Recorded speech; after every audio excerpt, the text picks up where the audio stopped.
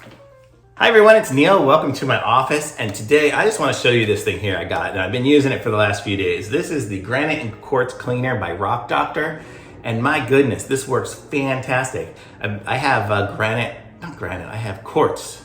Yeah, granite and quartz. I have quartz countertops all over my house and the bathrooms and everything, and I've been trying to clean them, and I've been using like Windex and stuff, but it cleans it okay, or some of these Clorox wipes, but it leaves a little film behind on some of that stuff. But then I found this, and this stuff here, it just totally cleans it and does a great job. And it's just super cool. It's just a little spray can. I'm not gonna show you using it because everything's pretty clean now.